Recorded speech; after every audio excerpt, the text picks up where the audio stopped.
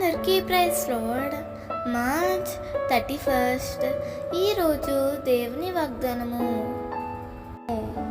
పిల్లలనేమి పెద్దలనేమి తన యందు భయభక్తులు గలవారిని యెహోవా ఆశీర్వదించును. కీర్తనలు 115:13. నేడు ప్రజలు ఆశీర్వాదం కొరకు ఎన్నో ప్రయత్నాలు చేస్తున్నారు. ఎంతో మందిని సలహాలు అడుగుతున్నారు.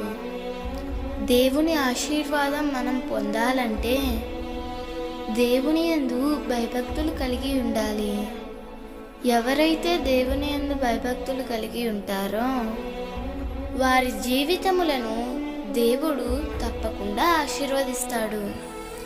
ఆనాడు యోబు దేవుని యందు భయభక్తులు కలిగి ఉండుట చేత ఊజు దేశంలోనే గొప్ప ధనవంతునిగా ఆశీర్వదింపబడ్డాడు.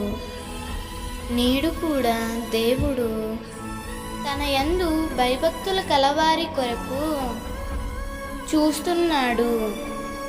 నీవు కూడా దేవుని యందు భయభక్తులు కలిగి ఉంటే నిన్ను కూడా గొప్పగా ఆశీర్వదిస్తాడు. నీవు చిన్నవాడివా పెద్దవాడివా అని చూడడు. దేవునికి ఏ భేదము లేదు.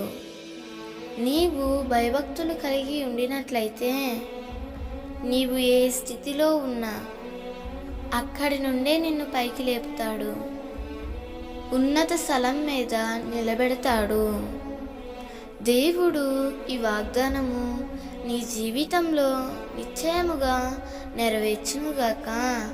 ఆమేన్.